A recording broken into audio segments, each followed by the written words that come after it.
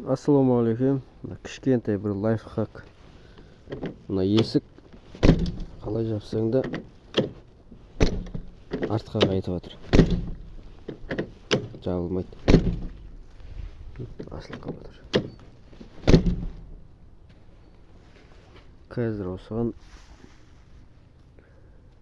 лайфхак жасаймыз.